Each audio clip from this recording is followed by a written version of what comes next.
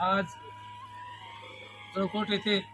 जळकोट तालुका Congress committee व शहर काँग्रेस कमिटीच्या वतीने महाराष्ट्र शासनाने जो अतिवृष्टीग्रस्त शेतकऱ्यासाठी जे पॅकेज जाहीर केलेलं आहे, जे त्यांनी हेक्टरी 18,500 रुपये असतील, खरडून गेल्या जमिनीला 3,47,000 असतील, विहिरीसाठी 30,000 असेल, फळबागाचा असेल, या सर्व जे काही शासनाने घोषणा केले होते त्या घोषणाची अंमलबजावणी न झाल्यामुळं आणि दिवाळी येऊन सुद्धा दिवाळी तोंडावर आहे उद्या, तर अजून शेतकऱ्याच्या खात्यात पैसे न गेल्यामुळे आम्ही सर्व जळकोट तालुका काँग्रेस कमिटीचे पदाधिकारी आज माननीय तहसीलदार साहेबांची भेट घेऊन या संदर्भात साहेबांशी चर्चा केली, बैठक घेतली आणि शेतकऱ्यांना जे काही मुख्यमंत्र्यांनी आश्वासन दिलेलं आहे की दिवाळीपूर्वी आम्ही शेतकऱ्यांना मदत करतो म्हणून, ते अद्याप न मदत केल्यामुळं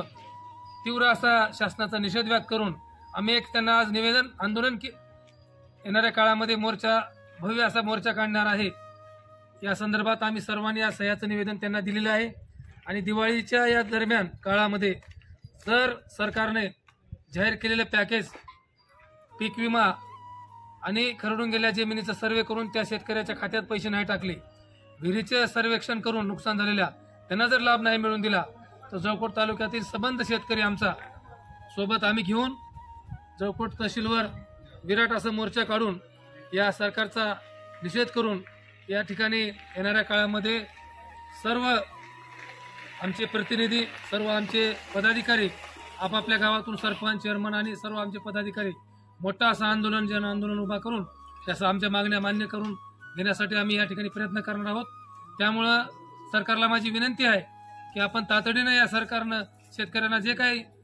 त्यांच्या हक्काचं आहे ते तातडीनं विमा असेल, कर्जमाफी असेल, नुकसान भरपाई असेल, अतिवृष्टीचं अनुदान असेल,